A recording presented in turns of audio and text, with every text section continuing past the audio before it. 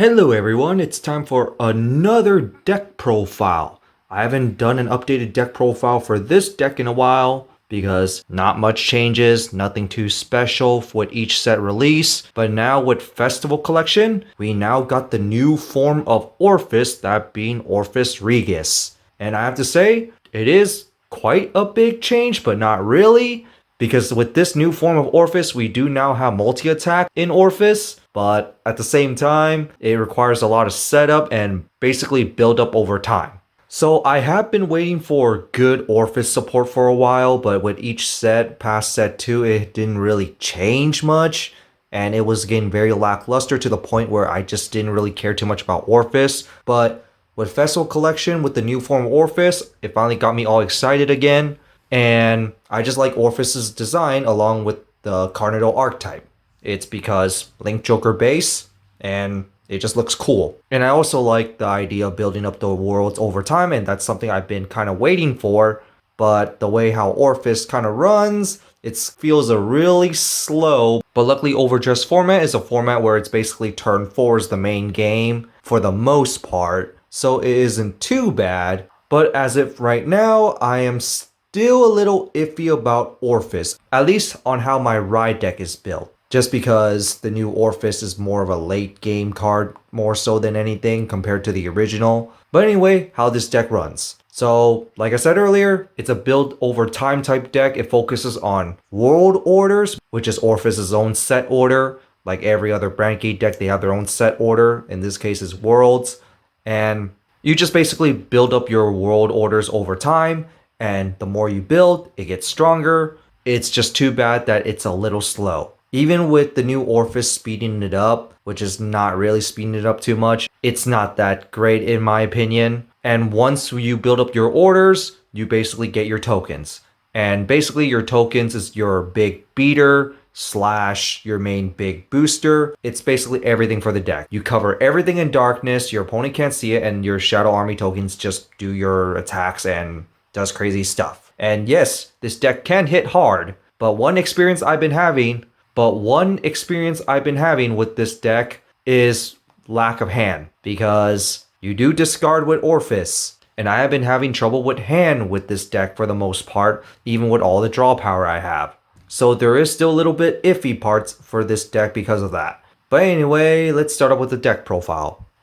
But of course with the ride deck, and for archetype reasons, this is of course my starter, Cardinal Fang Pro V. And then to the grade 1, Cardinal Noid Rotis, where when you ride it, you search your deck for a world card, so it just helps you set it up. Unlike the grade 2, where it's pretty much a disappointment, but it does do something, where when you play a world card, it gets plus 5k. Don't care for the rearguard skill for both cards, by the way, because you're only running this for the ride deck. And there's nothing else better to run right now. And then to the grade 3, I chose Orfist Regis like many people. So the skill is, when placed on Vanguard, you can choose one world card from your drop zone or hand and put it into the ore zone. This will override the cost of the world card, and also it basically lets you play one additional world card into the turn, which is very nice. Now, the second skill is a little bit iffy for me to put this in a ride deck, because the second skill is that when this card attacks, cost counterblast 1 if you're in Abyssal Dark Knight, which is basically if you have 2 or more world cards, you're in Abyssal Dark Knight state, because all the world cards have this ability. You can counterblast 1, discard a card from your hand, and then for every 2 world cards in your order zone, you call 1 token. And then this card gets plus 5k power for each one you call. Now, there's only grade 2 or higher world cards right now. Meaning, when you hit grade 2, you got 1. You ride Orfist Regis on grade 3, you hit 2 from his own skill, and then you can play another one that's only 3. So it's only 1 extra token in mid-battle, which does give you a 4th attack, but it does cost you a card in your hand. And that extra card in your hand can be very hurtful sometimes, I'm not gonna lie. Now, discarding those world cards is not much of an issue as long as you do your Persona ride every single turn, which is probably the main reason why people play this in the ride deck, so you don't skip a Persona ride turn. Now, my main problem is that it doesn't really provide much advantage, because based on my experience playing this deck, I don't really have much of a field present in my first grade 3 turn. So I've been really thinking about playing regular Orfist in the ride deck, because that one gives you 3 tokens off the bat. Yes, it costs us 2 counterblasts, but counterblast is not too much of an issue with this deck.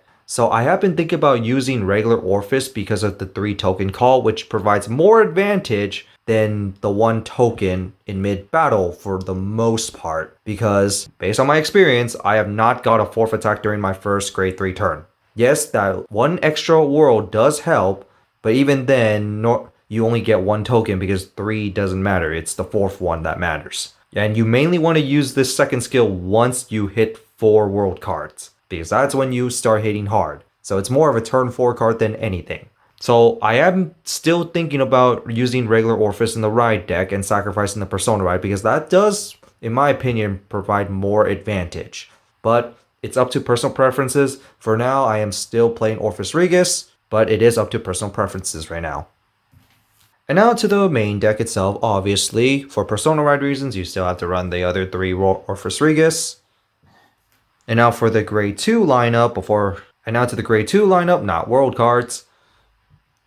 I play Cardinal Draco Albaderd. So the skill is during your turn if you're in Dark Knight plus 2k, but Abyssal Dark Knight plus 5k. It's all 15k beater, just like the tokens. The second skill is at the end of the battle this card attack, you can retire 1 token, and then choose one of your opponent's rear guards and retire it. Now why this card is pretty decent because you want to clear up your board. Remember, Orfist Regis does mid-battle superior calling. You want to clear up your board as much as you can so you don't lose any value. So this is just one way to do it. Now there are cards like Disjet where you can retire 3 tokens to restand it, but based on my experience playing that, it isn't very consistent because gaining 3 tokens is quite difficult for this deck in the early game. And the game doesn't really last that long in my opinion. So this one just has a little more consistency to it compared to Disjet where it's kind of a more late game card more so than anything. So I'd rather have consistency. Next to Carnifying Dendel. So I'm placed on rear guard. If your world is Abyssal Dark Knight, you can counterblast 1 to call a token. It's just another way to generate token. You're not going to use this too often, so just play 2 for the extra token for just in case purposes, because you do have other rear guard skills that requires you to have tokens, and sometimes you just don't have any ways to generate the token beforehand, so this is just another way to do it. In the main phase, by the way, that sometimes will be important. And now to the grade 1s. This one's actually really good. I play Carnival Noid Thumbarino. So, when this card boosts a Shadow Army token, the boosted unit gets plus 15k power until the end of the turn. But if you do this at the end of the battle, retire all the rear guards in the same column as this unit and to draw a card. So it refunds the card in your hand, it clears up your board, and that 1 card in your hand can be discard fodder for you to call more tokens. That's why this card is just really good for the deck, especially with Regis. And being a very big beater has won me some games because of this card. That extra draw also really helps. So, very key card with Regis. And then next, I run the 4 Godzillas, and I'm still going to call it that because at the end of battle it boosts, and if you have an order card in your order zone, you can put its soul and countercharge 1. Either way, Counterblast isn't too much of an issue for this deck right now, especially based on my experience. Orfist Regis is the only main card that really does the Counterblast, and maybe some of your world cards, and even then you don't really do much Counterblast with them, if I'm going to be very honest. So I am thinking about cutting at least one of these down for maybe the regular Orfist in the ride deck to put the Orfist Regis in the main deck. There's other options that I'm thinking about too. I'll probably run Disjet maybe run another Bible for another Shadow Army token. There's just other options I'm thinking about, but for now, the 4 Boba main, or I call them Godzillas. And finally, for the last unit card, I run the 4 PGs because of course.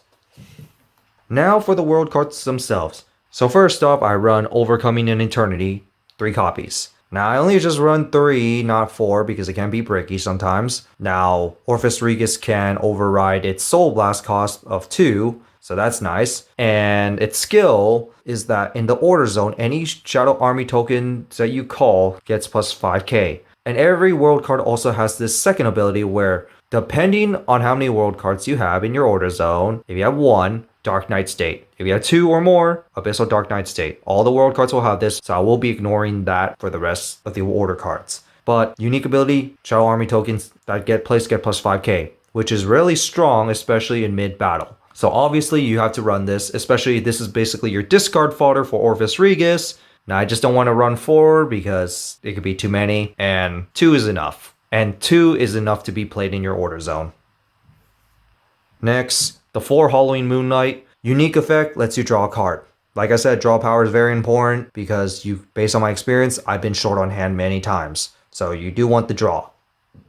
And then I played 3 Eclipse Moonlight. This one's unique ability is that you call the Shadow Army token. Now the cost is Counterblast 1. So just keep that in mind, but Counterblast hasn't been too much of an issue, so you shouldn't really have much of a problem, especially when you have Godzilla that can help you countercharge when you need it, but even then I don't use that card too often, but it does clear itself off the board, so it does have that bonus. But in that, this card is just really good for early game. This is basically the first world card that you're just going to play in every single game due to it being able to call the token, which is early game pressure. And even in mid game, it's actually pretty good because getting that token can result you from getting more skills activated. So there's also that as well, especially because Orfist Regis does mid battle generation, not main phase, which does cause problems sometimes.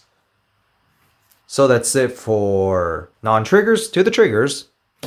Over trigger, no questions asked. A crits, I might even cut down 1 to run a 4th draw because it's hand problems. And finally, the 4 heals. So that's it for this deck profile of my Cardinal deck or my Orfist Regis deck. What do you guys think of it? What other changes would you make? Like I said before, I'm still very iffy about this deck in general. I'm thinking about changing some stuff, especially having the regular Orfist in the Ride deck, because that does, in my opinion, provide more advantage than Orfist Regis, even though Orfist Regis does give you the extra world card, but it also sacrifices Persona Ride for a turn, so there is also that. But overall, I do like the design of Cardinal archetype because it reminds me of Link Joker, and I love the aesthetic of Link Joker, so there was that. It is interesting in concept, but how it's running has been very lackluster sometimes. Now, this deck does hit hard, like I said earlier, just not really that great sometimes. So I have been experiencing some bricks sometimes, but overall, it is working okay. It's mainly hand advantage that's the main issue. Despite having all that draw power, I'm still having hand problems. So I am still iffy, and also having the Orfist Regis in the Ride deck for it being the first grade 3 can be very iffy too, because based on my experience, I barely ever got the 4th attack from Orfist Regis, and discarding 1 card for 1 call isn't really the best with 1 counterblast along with it. So up to you on how you like to play the deck, but for now this is just how I'm playing it. I'll probably play test it with the regular Orfist to see how that works as well, but it does cost Counterblast too, but that might not be too much of a worry based on my experience with Counterblast, so there's that too.